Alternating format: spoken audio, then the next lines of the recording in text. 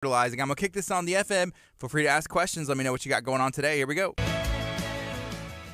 Good morning. This is KHEA. This is Kickstart. It's 8:30, and I'm excited. We got AJ with Hippie Fertilizing here in studio. We're going to be talking about soils, supporting soil biology and everything else. So we have some really cool things in studio. I see we got some hippie juice. We also have a book that AJ brought, and I'm excited to get this going. AJ, how you doing today? Oh, man, I'm doing fantastic. It's a beautiful day. It's a little cooler. I got to see the sunrise. Oh, the clouds were looking so magnificent this morning. I noticed that, too. My daughter did it on the way to school. Yeah, just, the sun shining through. Sometimes you just got to, stop, take a breath, and realize, dude, God's creation is so amazing. Yes. So amazing. And so that's why it's important to support it. Absolutely. The best way that we can, right? Yes. And how do we do that? Yeah. Support soil biology, dudes. Hop on that SSB train. Yeah. So, yeah, one of the things I want to bring up today, because it's been super common, and no matter how much we've talked about it, it'll get talked about again. And that is fungus. Fungus, brown patch, and things of that nature. Okay, and something that I've tested out some things, right? And I've come to know this, we can treat for brown patch, okay? But we never know how the season's going to go, all right? Now, maybe the Farmer's Almanac is accurate, really good, but still, this lovely Houston, Texas weather says it's not going to rain one day and we get a downpour. And lately this year, we've had one of the wettest seasons I can remember. If anyone else remembers otherwise, hey, man, let me know because I'm curious. But brown patch has been everywhere. What is brown patch? It's a fungus, right? But the thing to understand about it is that most fungus is actually good, all right? Because number one thing we think when we see mushrooms and other stuff is well, I need a fungicide. I'm going to tell you, no, you don't. Stop it. Now, there are products out there like Actinovite. Microlife makes a couple things like Microlife Brown Patch, Microlife Bioinoculant that have stuff like Bacillus subtilis, and which is a bacteria that competes with the type of fungus that creates brown patch. Then there's also stuff called trichoderma, which is a fungus that also competes with the type of fungus that makes brown patch. Okay, so you get all these working together, and they colonize around root zones and help protect it and help fight off pathogens. And in some cases, these fungi and bacteria will not only compete, but almost eat that other stuff up. All right? But still, let's see here. We got a question from Conrad, and it's a good one. You want me to ask it? Yeah. Okay, so this is from Conrad. If you're watching on social media, feel free to ask questions. Hit the share button. That goes a long way. So hit the share. Let us know what you got going on today. So Conrad said, talking about fungus and brown patch, he said, I get brown patch in the same spots every year. Is there a reason why it keeps happening in the same spot year after year? So my first thought, without any super, 100% this is why it happens. Yeah. Right? Would be to say that fungus comes from fungal spores. Okay? Fungal spores can go dormant for a very long time. And then once the conditions get just right, boom, they open up, they do their thing, and they start growing into the bigger parts of fungus, right? Instead of, because spores are almost like little micrometer seeds. So just nothing, tiny. Right. Super, super, super tiny. Propagules is what they call them, right? Is how they count them. So you get fungal spores that can sit in there, and it's in the same spot because that's where it was last time. So if that's where it was last time, it left those fungal spores there. So when the right conditions are created, i.e. slightly lower temperatures and very damp soil, boom, it's going to grow back. But the good thing is, you know, as some of you already know, like, guess what's going to happen in another month? All our grass is going to turn brown anyway, or for the most part. And if it does stay green, it's because you got super healthy, warm soil. Kind of like I know for a fact Conrad's was like almost green during the snow. He didn't have snow on his lawn. Because it just melted because the grass was because temperature-wise? the soil was warmer, because it was more biologically active. Okay. So things that we can do, I want to play around with like doing deep root injections with microbes and stuff. But the other things I've been thinking about is pulling cores. Like something that's exciting maybe to some of y'all. I'm nervous and excited about it because it cost me big bucks, and I hope it turns out great. It's next year, I'm getting a core aeration machine. I've had one before. I didn't like it at all. I've had some people in the industry, though, tell me, get a Billy Goat, AJ. So that's the brand? Yeah, it's a specific brand. It's a lot user-friendly, and they say it pulls better cores than most of them. So I'm going to try and get a Billy Goat, okay? So I can do core aeration for y'all. What is that? Where you pull plugs out of the soil, typically about 1 inch to 2 inches deep. They say that it's to help with decompaction, right? So it opens up the soil, like wherever you pull those cores, it's a lot of space. So over a little bit of time, the soil around it will expand and fill in those holes. But when we do it, we're also going to fill it with good organic fertilizer, so you're getting good organic matter and nutrients and microbes and fungi down into those holes. Because in my experience, in my opinion, like, there's no need to do a core aeration if you're not going to supplement it with something. If you just leave it empty? Yeah, like you're just stressing out root zones and putting a bunch of like cores all over your lawn, and none of us want to rake that up. Right. You know? So something I'm gonna try next year is core aeration, with a better core aeration machine, because I've heard it from multiple people in different areas. One of a gentleman that I know named Cliff with year-round lawn care, he does fertilizing too. I apologize if you hear this, but somewhere up in the north part of Houston, I know we're on completely opposite sides. He loves the Billy Goat. I've had people on my YouTube channel comment on it, and they're like, dude, quit with that thing you're using. I had a lawn error or something, and they say, go with a Billy Goat. So I'm going to try it because we get lots of phone calls for that stuff, and some people don't even want to do anything, even though I got proven results, because I won't do the core aeration.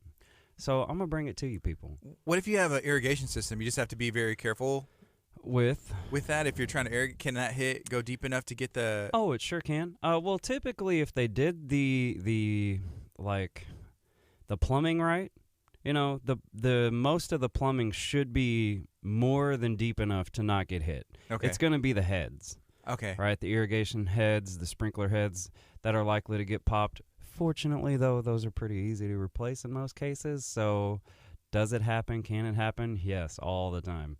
But for people who know what they're doing, it's a pretty simple fix. Should be okay. Yeah. That's cool. And I like the name Billy Goat. Yeah, I do like too. You know, apparently they make some good lawn products, or lawn equipment. So I'm going to check that out, because what another gentleman told me too was instead of pulling cores, that's the only brand out there that has tines and you can make just holes. Because I don't necessarily want to pull plugs, because again, that's messy. But if I created holes and filled them up with something like the Microlife, like that 424 Palm and Tropical, then boom, we're throwing in good plant-based fertilizer, organic matter, microbes, getting it a little bit deeper than just the surface on top. Because going back to this brown patch thing, okay? Sorry, we kind of jumped around there for a second. My buddy Jason with Healthy Soil Organics, he bought this plugger, this core puller, and it pulls like 1.5 inch core as deep as you want to go. You know, you could make it a foot deep, right?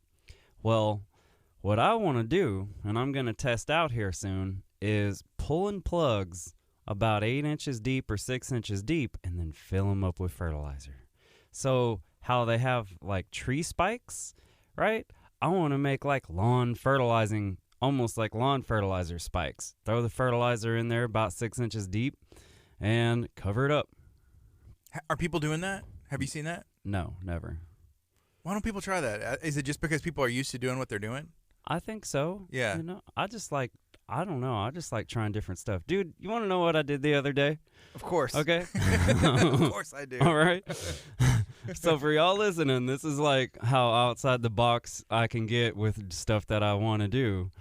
So my girlfriend is in the kitchen with her son, and they're doing like a little experiment with eggs, right, to see if they float with the salt and the vinegar and whatnot. So after they're done, right, like she was gonna toss them, and I'm like, hold up, wait, split those suckers and blend them up.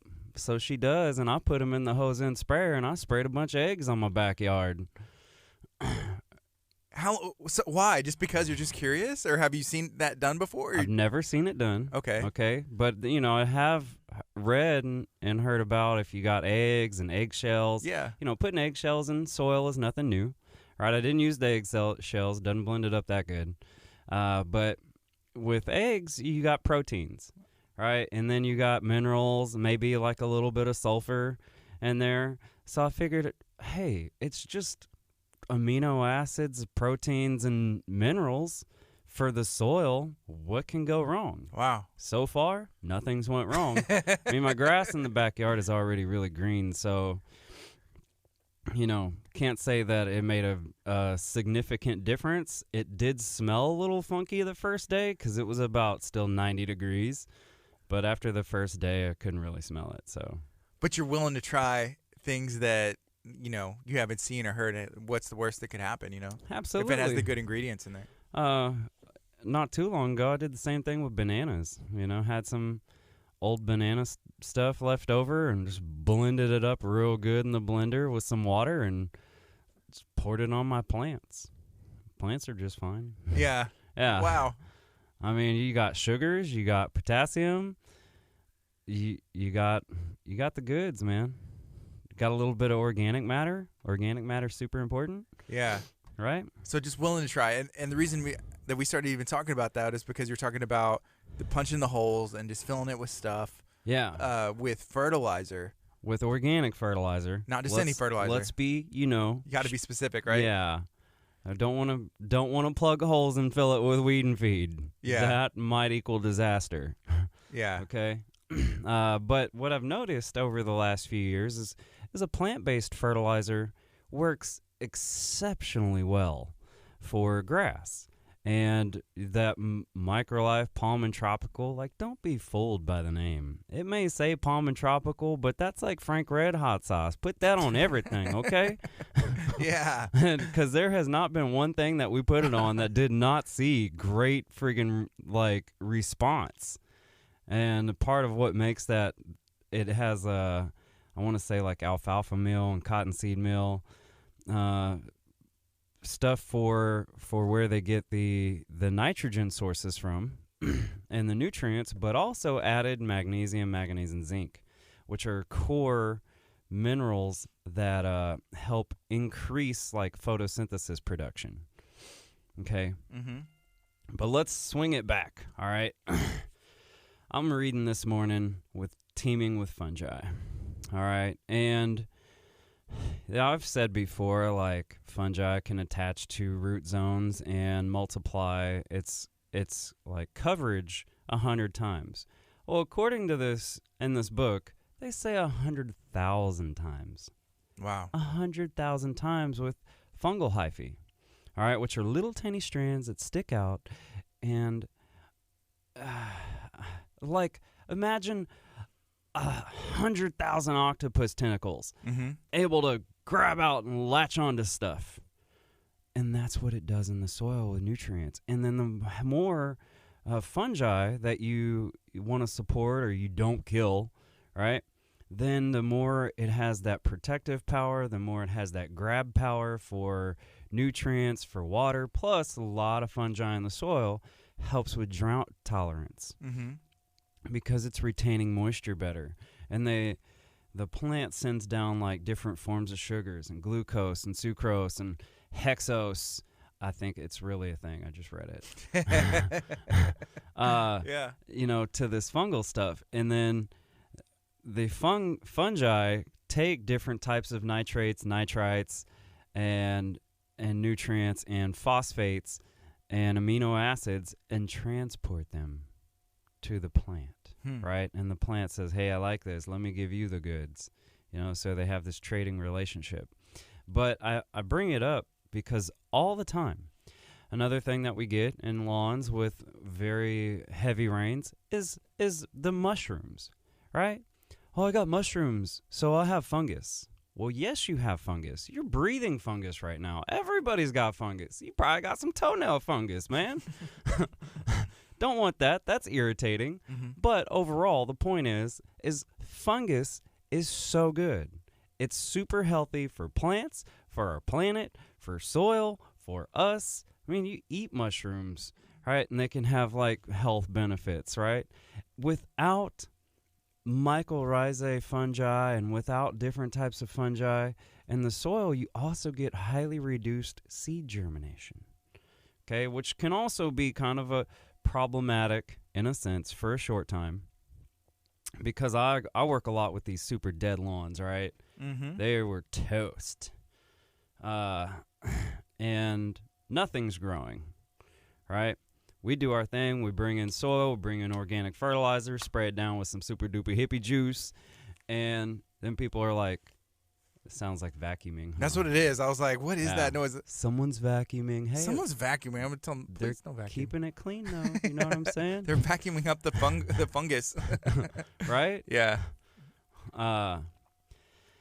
So here's where the problem lies in the beginning with lawn care, going from like a dead lawn to one that we want to be alive and thrive, right? Is that you get that more of that fungal activity in the soil and that bacterial activity. So you're encouraging more seed germination, which in turn, yes, you're germinating some weed seeds, right? But what I've seen over time is that you keep feeding it and treating it right. Go use a little elbow grease, you know, go pull some weeds out, because then that turf will really start to like build up and choke that stuff out. Because a lot of the weeds that I see anyway, they're going to get very predominant in the wintertime. But if you look up stuff that has to do with like sustainable agriculture, right, and farming, they do what's called cover cropping. And in cover cropping, that's when they use a different plant type to cover the soil that's going to grow and create vegetation, so you still have roots going in there and feeding the soil with exudates and all that good stuff, because it reduces erosion and helps retain moisture. It actually adds nutrients to the soil because it keeps that relationship going and thriving. And then boom, once the season comes in, they cover over that cover crop, or am I saying it right? The cover crop with one that's like a cash crop. You could say, right? And so I kind of look at it that way in lawns. Like, oh, you may get X, Y, and Z in your lawn during wintertime, but it's still keeping your soil active while your grass is dormant. Yes. So if you do get those mushrooms, I know we've talked about this with clover, and you're like, hey, that's, you know, some good stuff. You just mow it over, it kind of goes back into the grass. Is it the same thing with like mushrooms or any kind of fungus? Yeah. For the most part, especially, you know, people get those fairy rings and stuff. A lot of times you have some sort of like woody material down in there from people having taken out trees in years past, and you'll see a whole lot more fungal activity where you have those old rotten stumps down there, right? So I'd encourage, like, leave it alone. Just because you see a mushroom out there, don't go busting out the fungicide. Okay, chill, mow it, maybe pull it up, pick it apart, look at it. Don't eat it, okay? Yeah. So whenever it warms back up again, it's not the proper conditions for like fungus to grow and produce, I guess. Will it kill it? Or it'll stay there in the little microspore seeds or something? Exactly, right. But you, in a sense, for most of it, you want it to. You want it to stay there. I know we don't want brown patch to stay there, okay? something I would also recommend trying for brown patch issues is if you dig down deep, and when I say deep, maybe about a foot, all right, in holes, and put like play sand, some kind of sand, because in the world of soil particles, sand is huge, all right, whereas like sand is like a basketball, silt is like a tennis ball, and clay particles are like a pinhead. Okay. And in those areas, we generally have slightly more compacted soils. So you want to open it up. Some people even say you get something like a pitchfork or something, anything to stab it and make holes and open it up, and then pour some compost in there. Good quality compost. And if you don't have super good quality compost, just go get a bag of Microlife and mix it up with that compost. Now it's better. Guaranteed. There you go. Yeah. So that's how you can handle that. It's one way to approach it, but again, like, don't freak out. It's not going to take even if it does, quote unquote, take over the whole lawn, it's not going to wipe it out, right? It's not like chinch bugs. Okay, you got chinch bugs, kill them. You got brown patch, like, let's do something to help remediate it for sure, but no need in freaking out. How can you tell the difference? So brown patch is always usually very clearly defined by like a ring, right? Chinch bugs is not. Plus, it always seems that with chinch bugs, the grass that dies is super dry and like lighter colored, like hay. Crunchy. Yeah. Yeah. Whereas a brown patch, obviously, most likely it's going to be a wet area that's mushy, and there's more of a yellow to it. Right? And then half the time, there's still green grass in the center. So I would say that's why it's important to keep, if you're going to be watering your yard, keep it, in the summer it's important, but it's like, okay, it's raining, I'm not going to water. But even now, as it's starting to get a little bit cooler outside, you don't want to overwater, as well. Oh, yeah. No, you definitely need to scale back your watering big time. So if you're doing it 3 times a week, maybe scale it back to 2. And now, of course, it was like, 50-something degrees this morning, supposed to be in the high of 70s. Well, tomorrow we're back into the mid-80s. Yeah. Okay, so I always try and tell people with watering, yeah, there's a good schedule, especially for summertime, but it's also something like you got to pay attention to, just like your car, right? Is the check engine light on? Is your tire low? What's going on? How many miles have you driven before you need an oil change? Some of our cars tell us all that these days, but still, it's something we got to pay attention to, and our lawns are no different, right? Our watering, our mowing, stuff like that. You got to be a little bit vigilant to get the best results, because very pretty lawns love one of 2 things. Lots of attention. Don't over-attend it, like trying to fertilize it once a month with the wrong stuff, but they like to be manicured, it seems. Or I was over at my buddy's house this past weekend, and he has not been one that mows his lawn all the time. He's got a big old yard in the backyard. So finally he found a good lawn maintenance dude. But as they're digging it up, right, because he's building a patio back there, man, his soil is rich, okay? And part of the reason why it's so rich is because he doesn't mow the grass all the time. So what does that mean? His root zones get to go really deep because he's not stressing out his grass all the time. So he's not stressing out his roots. So the roots go deeper and like open up them soils and help create a deeper layer of soil. So the 2 things is like either somebody's doing the right things to their grass. Yeah. Or they're doing nothing. Those are the 2 things. It's true. Yeah. It's so true. Leaving it alone, not putting the bad stuff down, letting it do what it's intended to do. Yeah. That's funny. Like, it's amazing how nature can take care of itself if we let it. Right? But all the time, it's like, I had to do this and I had to do that. Why did you have to do that, Mr. Johnson? Well, because I just been doing it for years. I saw it on the commercial, or I thought XYZ was bad. And I was like, who said? Well, that's what I heard. Well, and now it's time to hear something different. Yeah. Okay. In these days, there's a lot of people, they live in subdivisions and neighborhoods, and you got the homeowners, mailing letters that your grass is too long. And it's like, well, I have this from AJ, this content right here that says this is what is proper for the area that we live in, right? Yeah. And so people, have that pressure, their neighbors, they see their neighbors doing something, they get inspired, and they go and reach for what they know. Right. And it may be hurting it. Well, So, and you're exactly right. That's something like, I've heard it so many times. The concern of a customer is like, I just don't want to be that neighbor that lets my lawn go. And hey, I'm with you. Like, we live in nice neighborhoods, nice homes. I don't want you leaving your El Camino on cinder blocks either. Okay? Right.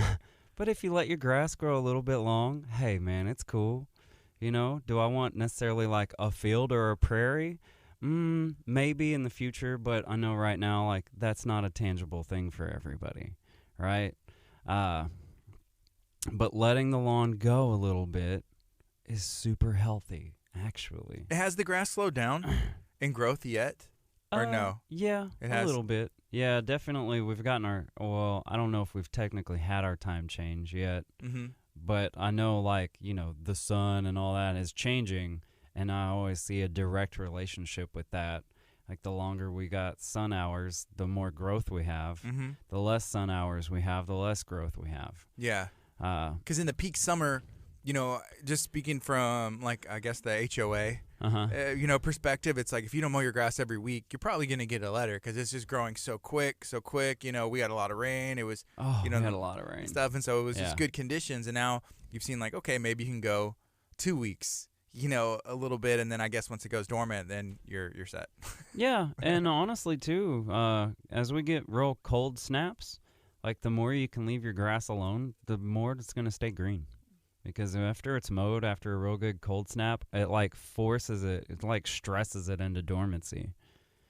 Yeah, Conrad earlier, talking about green grass, earlier he had said, no, mine will be green, but we were talking about grass going dormant.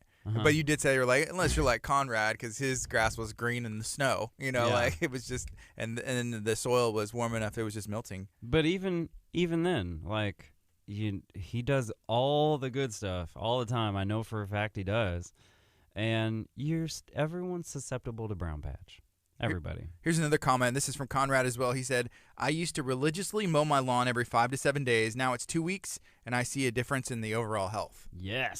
Yes, allowing those roots to grow because you're not stressing it out. It takes like 14 days for your root zone to get stimulated to grow deeper again. Here's someone asking if I mow my own yard. That's a great question. We should make that a poll. Like, who thinks I mow my own grass? Oh yeah, I'm out there every morning. Mow my grass every morning. Dude, stressing out the grass, and that's why it looks the way it does. Well, my yard actually looks really good. Yeah. Well, I mean, yeah, it looks pretty good. Hey, for me, didn't you? For you, I did. So I did. I used what was the actual name of it? The Super Soil Conditioner. I put some Super Soil Conditioner, on my grass, front yard, backyard, and it looks really well. And now we have a gentleman fake vacuuming outside the window as he walks by. As I sent him a text earlier and said, "Hey, can you ask him to stop vacuuming outside?" And hey, they did stop. Though. They did. It works. Yeah. It worked. Yes. So I used the Super Soil Conditioner on my yard, and it does. It looks good. And so ever since you had said, earlier this year, some stuck with me like, "Hey, leave your grass a little bit higher." I don't mow my own grass, but I asked the gentleman that do. I said, "Hey, can you just leave it high? Put it on the highest setting, whatever you need to do." And they've done that. And so that was a big where I noticed the difference because it actually let the grass be viewable. I guess because, they chop it all down and it's like, okay, yeah, it's green. But then it's just higher. It looks greener already. At least mine did. And then adding some Super Soil Conditioner on there, did the trick as well. The thing that's interesting about my yard is there are sections that are greener than others. And it's plainly viewable, which is fine. I'm like, okay, this... It's just the way I guess nature works. Evening it out isn't that big a deal to me, but it's just interesting to see how that works. Even how Conrad was saying, well, like, oh, this part, and I don't have a fungus issue or brown patch or anything like that, but hey, just how different parts just react differently, and there's just different things that I don't even know why it happens, but it's cool. So see, that's why I want to do core as a fertilizer and see how it responds. You can target. Yeah. Right? Like take the yellowest spot, pull a core, and, dump a half pound of fertilizer straight down 6 inches deep. Get a long-term feeding. Yeah. And I guess the thing you said about the Super Soil Conditioner is that you can't overuse it with the other stuff, you can burn your grass, right? To an extent. Okay. Okay. Like you would have to use so much, it'd be ridiculous, or literally pour the bag in one spot. Yeah. Right? So most likely we're going to get lucky, and that's not going to happen. Because even with the good stuff, you can overuse it. All right. But with like the types of fertilizers I use and recommend, you'd have to buy way too much and throw it on like one spot. I've tested it. Like I took a half a bag of Microlife Ultimate, and literally just dumped a half a bag in one spot.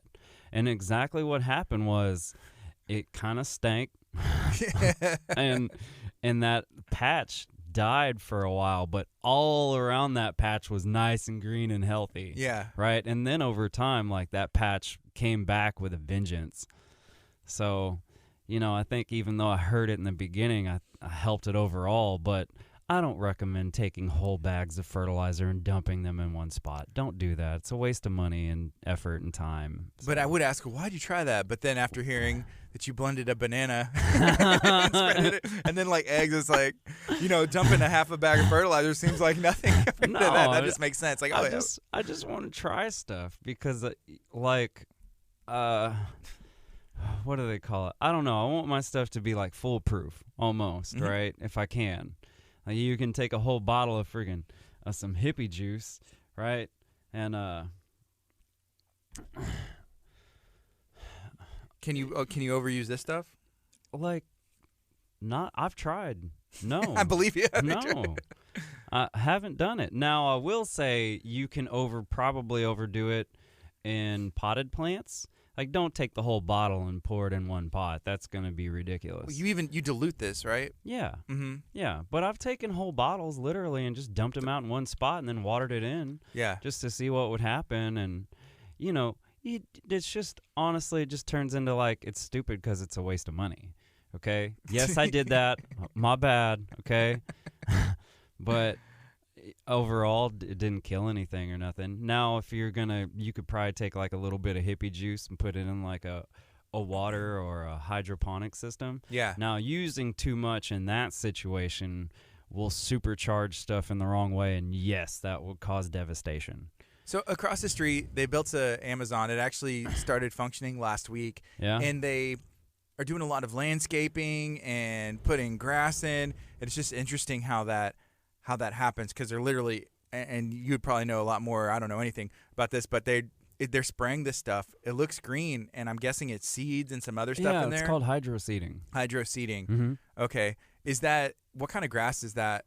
Because is it generally like what we have at our house? No. It's different? You can't hydroseed with St. Augustine because, number one, for those of you out there, hydroseeding is completely different. It's done with a fertilizer mixture. It helps like stimulate the root growth and gets it going real fast, and they have a special sprayer that does all that and special equipment, all that. I would say it grows really fast because like some portions they did like last week, and it looks like there's already grass there. Right. Yeah. But for us and your lawns, you're not going to find stuff that does that, okay? And you will not find St. Augustine seed. If you do, please send me the link. I want to know.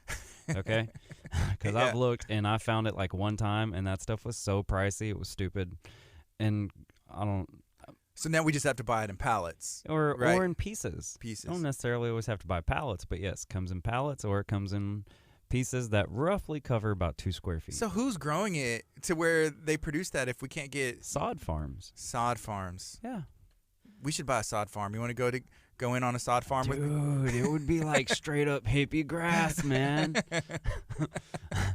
That would be kind of cool. Yeah. Yeah, but I'll be honest with y'all, okay? In my sod farm, I would like intentionally want to have like little prairie flowers because I think that'd be pretty. Yeah.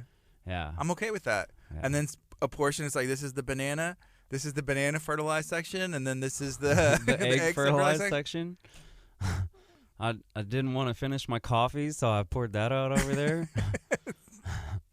Yes, I do goofy stuff. I figure like, hey, if I can consume it, or if I should be able to consume it, so can the soil. Yes. Now, don't go throwing your steaks and stuff out there. That's nasty. It's always frowned upon when composting. You mainly want to stick to like paper or vegetable type goods. Yes. Stuff like that. So the reason I brought up the Amazon and the spray thing is because there was a comment, and this is from Jazz. She said, "Is fake grass a thing yet?" And I don't know why, but that made me think of them spraying it. Fake grass has been a thing for a long time. It's called artificial turf.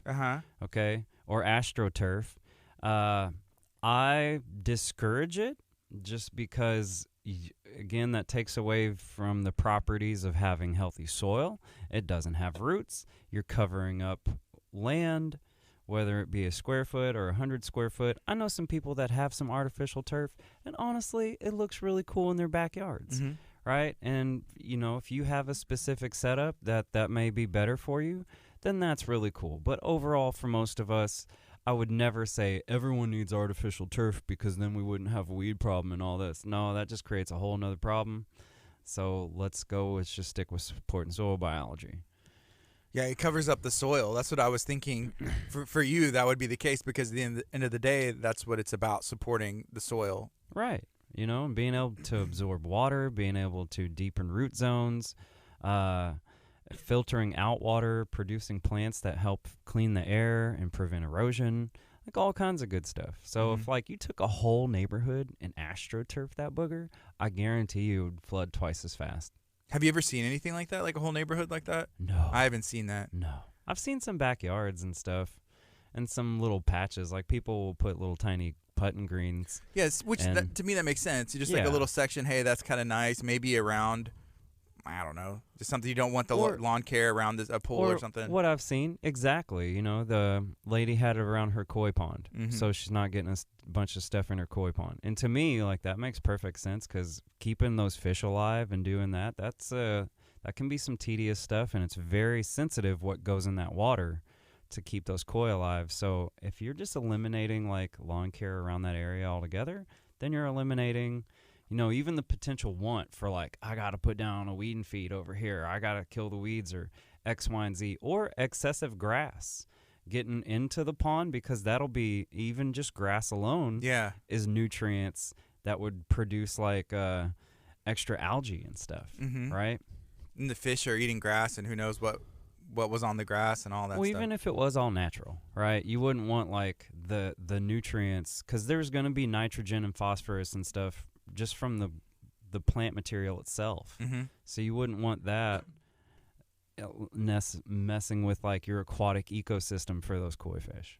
That makes sense. Yeah. All right, if you're just joining us, thank you so much. I'm hanging out with AJ with Hippie Fertilizing, and we're talking about soil biology. Why is soil important? And today there was a special focus on, and I asked this before, I was like, is it fungi? Is it fungi? It's fungus. Talking about fungus, but there's a lot of good fungus, and there's some bad stuff too, like brown patch we've been talking about. But you know, you kind of got to roll with it. I think so. Like even the good fungus. If it's a mushroom or whatever, mow it. It's okay. Roll with it. Yeah, just mow it down. It's gonna break stuff down. It's gonna be okay. Yeah. AJ, you recently have been focusing on, I think, your YouTube more. Yeah, a little bit. I can go live on YouTube now, which is super cool. What kind of stuff are you putting on there? I mean, similar stuff. Yeah. Right? Same thing as I would on Facebook. I just think the reach and the kind of what do they call that? I think the potential for YouTube as far as video goes, because that's what it is. It's built for video. Right. Has a higher ceiling. Yes. Than Facebook. Yeah. Exactly. And I love Facebook. We're streaming on it right now. Right. Right. But I love it too. You know, it's been a huge part of me growing Hippie Fertilizing. Right. But YouTube has also been a huge part of my knowledge. Go look up like Dr. Elaine Ingham and sit through 30 minutes of her talking about soil on the soil food web. You'll learn a lot. That's cool. Yeah. What's your YouTube channel? Hippie Fertilizing. You can just search it. That's it, man. Tune into some of those lives on there. Oh, and I think next time that's what you're talking about, going live on your YouTube too, just bringing a thing. Yeah, I got to bring a little like tripod deal for the phone so I can hop on YouTube live while we do this. I love it. That'd be super groovy, dude. Is there anything else you wanted to talk about that we didn't get to touch on today, or anything you want to bring back up? So on one of those YouTube live videos I did recently, I talked about humic acid. All right, because I was talking to another gentleman, and I was like, yeah, I use powder humic acid to mix in my tank. And he's like, oh, that's ridiculous. That doesn't really work. And I'm like, okay, well, my lawns tell me otherwise. But so I bought a bunch of different kinds. My girlfriend also thinks I'm insane because, like, I'm always buying different fertilizer. And she's like, you already use really good stuff. And I'm like, hey, how can you call it the best if you don't put it to the test, right? Right. So, you know, I'm a third-party independent tester. Yes. Okay? Right. So if I tell you it's good, it's because I tried it and I tried it against stuff and so on and so forth. It's been through the test, the hippie test of like, I want to use the best of the best of the best. And which I have to say, Microlife keeps winning, okay? Because I do try other stuff than Microlife. And you know, their stuff dominates. So to go back to the humic acid, though, he was trying to explain to me, like, if it's not a quality liquid form, then it doesn't penetrate the same. Well, okay, that kind of makes sense. But then this guy also states in one of his videos, like, if you're using a humic acid powder, then that the solids that are suspended in the liquid, right, are going to sit on top. Okay, I get that. But when they do penetrate in the soil, he mentioned, well, they make a lot of good homes for microbes. Kind of like if anyone's ever heard of biochar. Really, nutrient-wise, biochar doesn't do much for soil and plant fertility, but what it does do, in a sense, is it creates a home for the microbes to help release everything in the soil, to release nutrients that you're either putting in there or that are already there. They're just not available. So I'm creating billions of little microbial homes when I spray this hippie juice down, right? Because this stuff that's in the bottle is slightly different than what I put in my tank. Okay. Yeah, I have to say, and I've tested both. Like, per quart, that's some super high quality stuff right there for sure. This one, the bottled one? Yeah. The difference is with my tank, I can just load it up so freaking thick. Like, of course I can outcompete a freaking quart. I got 50 gallons of stuff that I put pounds and pounds of material into to make it, right? But this for a quart is like super high impact for sure. So like, there's a whole bunch of stuff that goes back and forth on humic acids. And my conclusion is this. My humic acid powder works freaking great. Okay? Yeah. Number one. And number two, humic acids, period, are going to help you versus not using them. So in our stuff, like, we use humates, humic acids. Like, it's a part of everything. Even in all the powders that I get. You know, I got a biological inoculant powder from Microlife's called BioSupreme. It has humic acid in it. Now, do I add a busload more? Yes, I do. Okay, but humic acids are amazing. So if you're not using them yet, you should. But humic acid. Yeah, and I'll get more into that on another time. But it's incredible stuff that still not enough of us know about. And the benefits of it. So if somebody wanted to, like, go down that rabbit trail on YouTube or learn, where would they go? So the guy who owns Greene County Fert, I don't remember his name, but that YouTube channel is called Lawncology.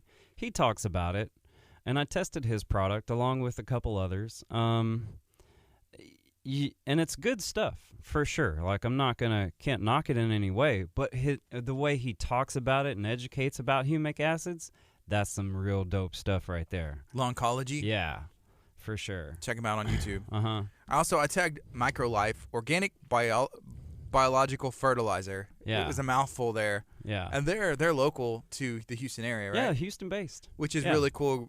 I know you've said, like, hey, we've kind of hit like the organic fertilizer lottery, with us being here local to this company that you've been swearing by and putting all around town. Yeah, because like I said, you know, I try other stuff all the time, and I mean, how can you call it the best if you don't put it to the test, right? There you go. And I keep putting, you know, different stuff to the test, and honestly, I'm like, their stuff works. Yeah, way better than stuff that, you know, you have to ship from out of state or from other places. Like, dude, Palm and Tropical is the business.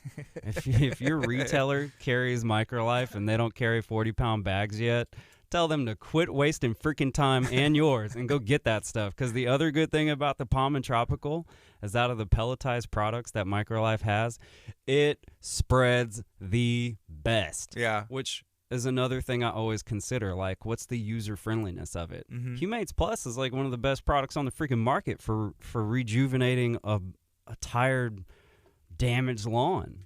But sometimes the user friendliness of it is a little tough because it comes out like heavy and powdery and stuff. So I'm throwing this stuff everywhere, looking like I'm cleaning chimneys, you know? Yeah, in Lawn and Tropical, it just spreads smooth. Palm and Tropical. The pellets that it is like the smallest pellets out of their pelletized products. So it spreads a lot more evenly. It comes out of the spreader better. And last but not least, I just bought a new spreader. So I was using an Echo. I've used many other different cheap, like homeowner brands. They're not necessarily cheap. A homeowner paying $130 for a spreader, is pricey. Yeah. Well, I bought a commercial one. The bad boy's like $510. And it's still a push spreader, okay? Yeah. But the mouth opening on it and some of the little settings on it are cool. It's a spiker. So I haven't even used it yet. So somebody call today. Yeah. Hippie Fertilizing. Let's spread some of this stuff. Oh, no, we're getting it. Yeah. I'm using it. They need one that is has like a little skateboard on it, because sometimes you'll see those dudes like riding around, on the lawnmowers. I'm like, that actually looks kind of fun. For the first time, like a spreader that you just ride. And so they have those actually. Yeah. Yeah, they cost about $8,000 though. Oh, there you go. Okay, but Spiker also makes one that looks like it's the smallest in the industry. Yeah. Which is good because I'm always thinking like really a lot of our homes are not super huge. I only work on like 5 that it would be really awesome because they're like acre lots. Yeah. But getting in and out of the backyard, going around like the playground set and all this stuff. Exactly. Yeah. So they do have some cool ride-on ones, and Spiker looks like they make one of the smallest and best. That's also the more, like, from what I've seen, one of the less expensive ones on the market. Because the other ones are like by Exmark and stuff, and anything that's stand-up by them is like $8,000.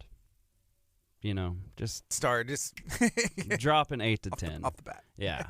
And I think theirs is like 5 or 6. So it doesn't seem like much, but hey, a couple more grand, Yeah. That's a lot of money. Can rack up.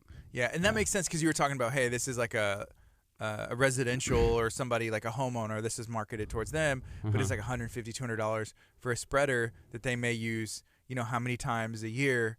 Yeah, like 4 times a year. Yeah. But I'm using mine every day. Multiple times a day. Multiple times, and they all have broken, or the stuff don't spread the way I want it, or, the Echo, I like it because it has a little handle, kind of like a Scott's does, but then I'm like using it the other day. I'm spraying lawns, and I'm spreading fertilizer, and the handle for that is on the exact same side as my trigger hand. So now I'm like having arthritis in my wrist and cramping up because I'm doing both. Yeah. And I'm like, oh, well, so did some homework, and I think Spiker is going to be the best brand to spread what I want, how I want it spread. Awesome. 'Cause it's all about that like userability. Is there anything else you'd like to share? Those that people need to know, and then how they can get a hold of you, check out some of this hippie juice or anything else? Yeah. Hey, check out hippiefertilizing.com. Hit us up. If you would, subscribe to my YouTube channel. I will definitely be doing more there. And last but not least, I know we're getting into fall. We're getting into dormant season. But guess what?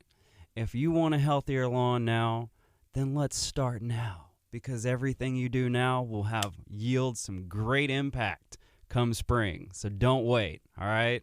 Let's start feeding that soil and hop on the SSB train. So you can go to hippiefertilizer.com. You can also go to hippiefertilizing.com. Correct. And I like how you did that. And I always bring it up, but I love it. So Hippie Fertilizer, Hippie Fertilizing. So make sure you go to both of them. AJ, you're awesome. Yeah. Thanks, Gardy. I appreciate you, man. This is KHEA Radio 99.